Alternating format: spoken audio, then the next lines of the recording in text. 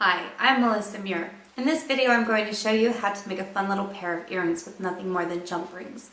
To make my jump rings, I'm going to be using the Pepetools jump ring maker, and it's a great tool for helping to speed up the process, and also if you're going to do anything with larger production, it'll definitely be a tool you'll want to have in your studio.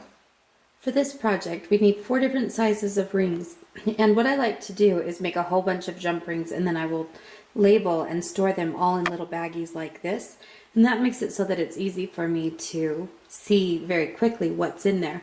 I already happen to have some of the jump rings made for this particular project, so I won't need to do those, but I do need to make some the 9mm in 14 gauge, 4.5 and 4mm both in 18 gauge.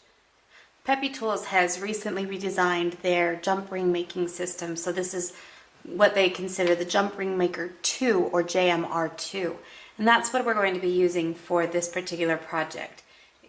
It comes with everything that you need in a very compact setup, which I really like that everything is just right here together. I already happen to have my blade installed into my arbor. The thing that you want to remember with your blade is that the text that is on your blade needs to face down towards the arbor itself, so that you'll make sure that you have that in the correct position.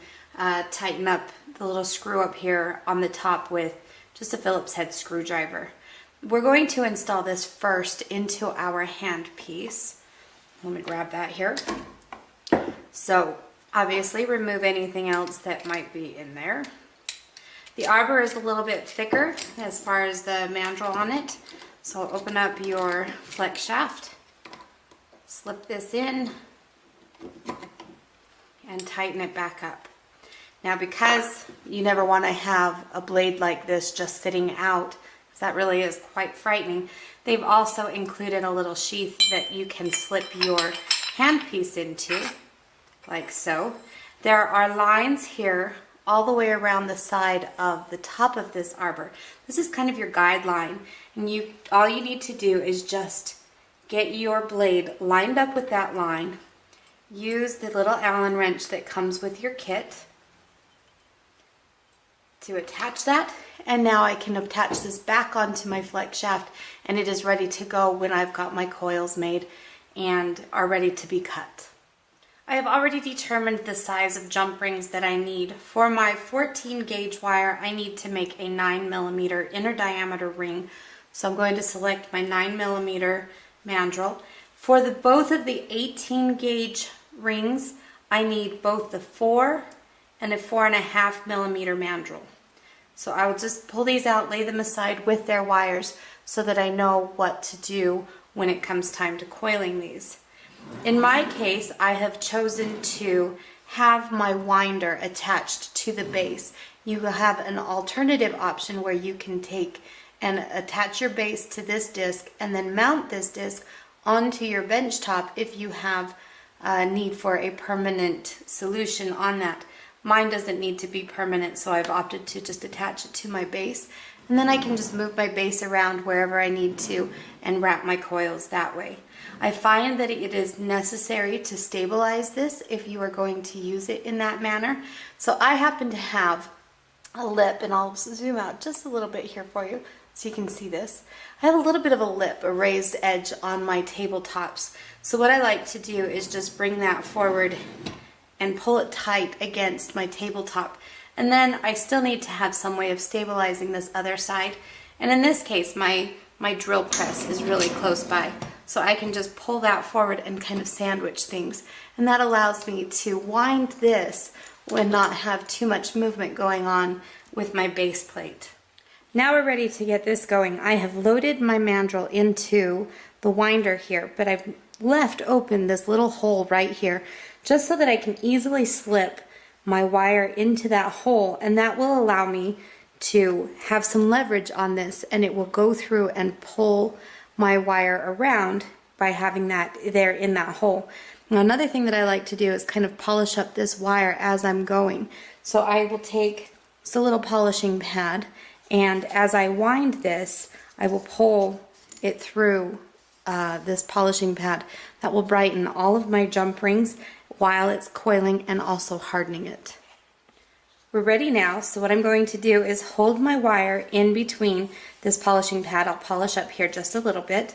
And now I'm ready to pull this and start to wind. I am giving this a little bit of counter pull just so that I make certain that everything lines up nicely as it coils around. You want to keep your coil as tight as possible.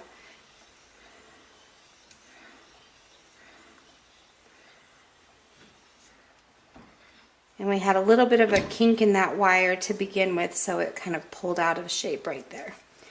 So at this point, I've got several really good coils or rings that I will be able to get out of this. And you can just use your finger or a pair of pliers or whatever you might want to kind of push that down. You can also try to push the coil together, but the best thing to do is to get this tight in the first place.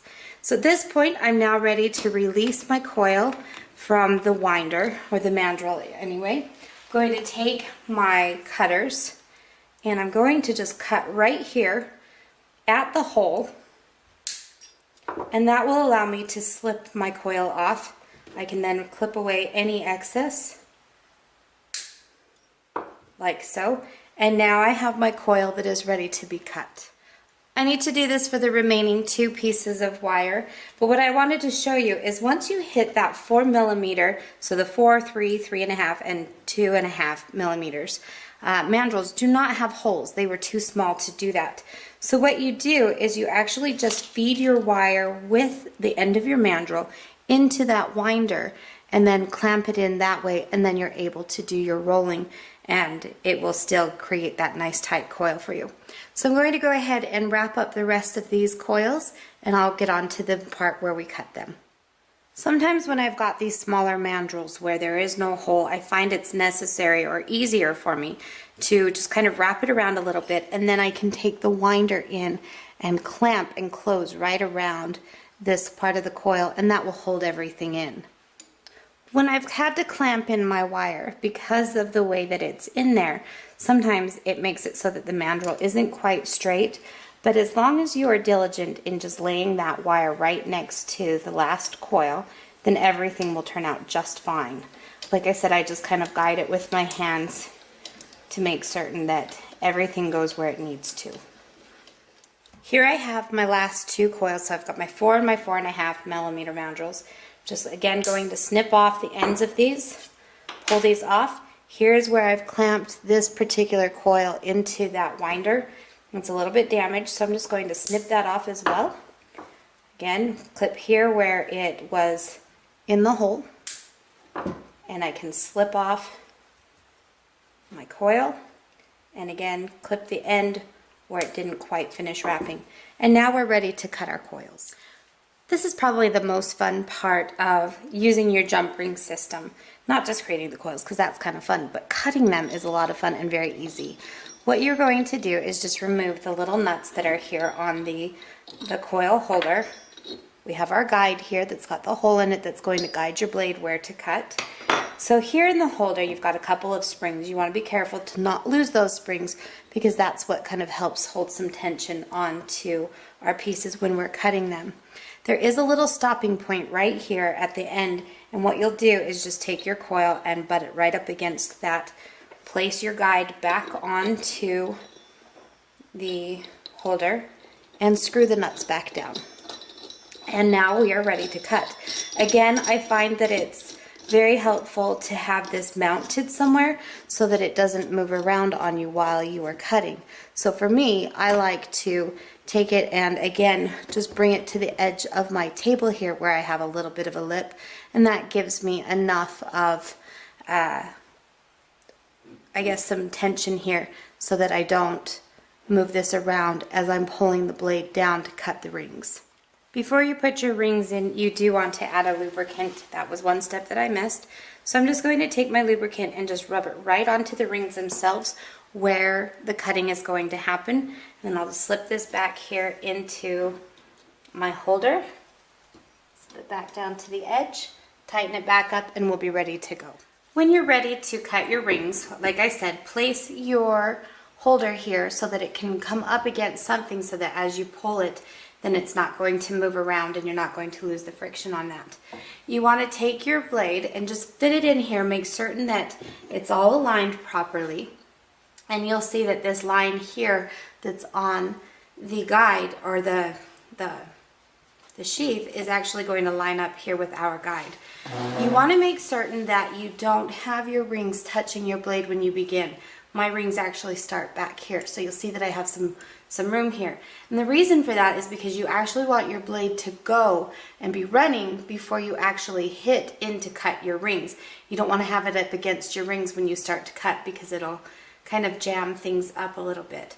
Now, some people will run their flex shafts at full speed. I don't. I want to make sure that there's enough speed that I can cut through my rings, but I don't like to run mine full speed. So I kind of have like a middle of, kind of a moderate speed going. When you pull your rings or your blade to your rings, you don't want to cut too fast either. So I've got a moderate speed on my blade going, but then as I come towards my blade, or my rings rather, then I'm going to kind of go slow. Start up your motor and get things going first, and then move it into your rings.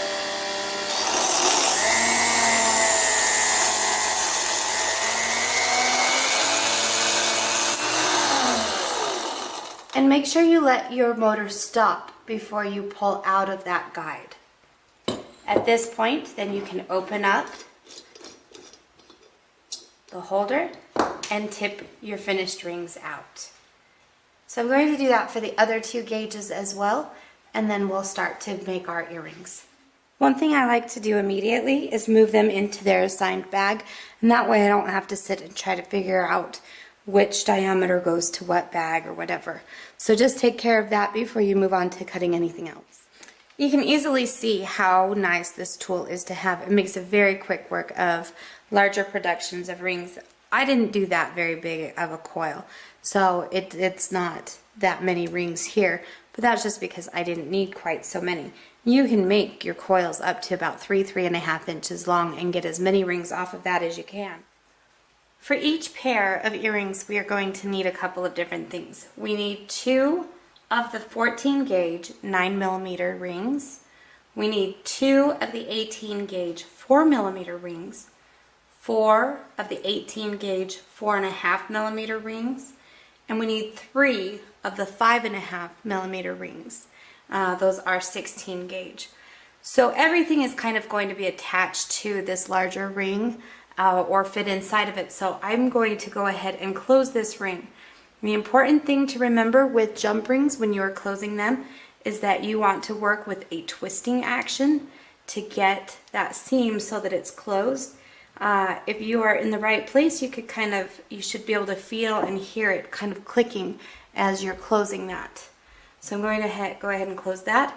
I'm also going to close these 2 4mm rings because they are just going to sit inside of this, and everything else again is going to be connected to these. So we don't really need these open at this point.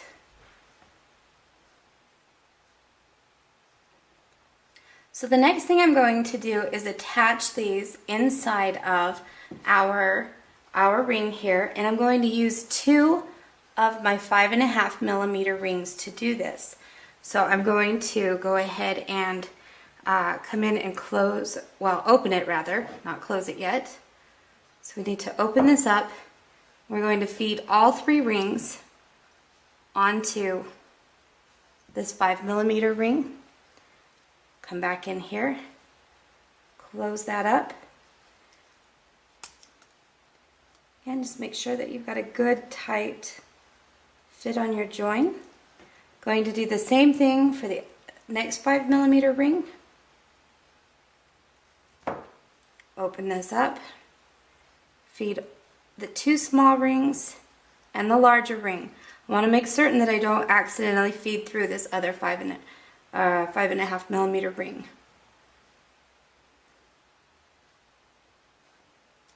Okay, so now we have something that looks like this.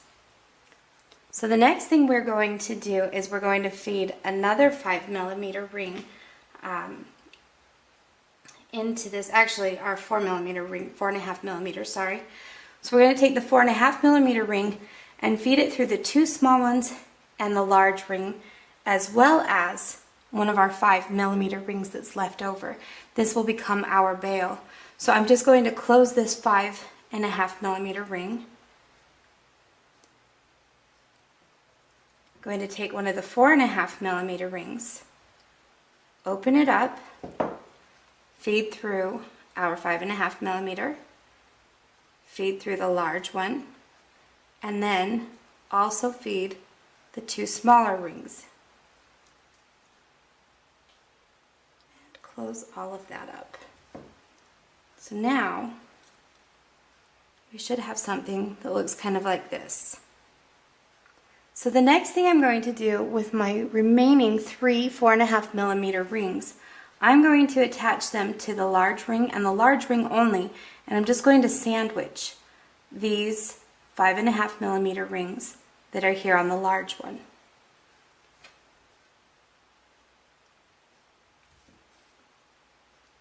And again, it's just the large one that we're feeding onto.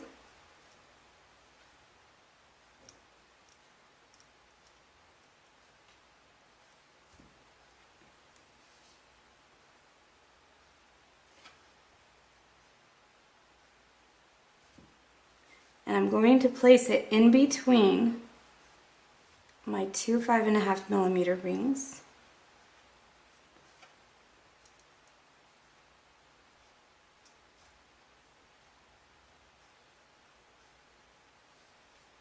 And our final one just goes on the outside of that.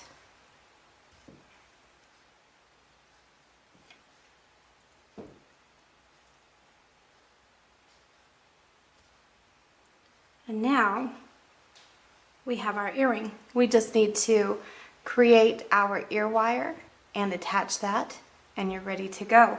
This leaves itself open to a lot of different interpretations or variations. You can drop some beads off of that. Instead of doing these rings, you could just drop some beads there if you'd like to. You can also just reverse this and then make another link and connect them and end up with a bracelet. There's just a lot that you can do. But it's really nice knowing that I have a very easy way to make all of these jump rings very quickly, very economically, and I know that they're the size that I was after because I created them myself. Here I've just created a couple of really fast earrings. If you'd like to see more on how to do some of these designs, check out my YouTube page. I have a couple of different tutorials on making matching earring or ear wires. I'm just going to twist this open like I do a jump ring. Slip that top ring into this, twist it back closed again so that it's nice and tight. Same thing for the other pair.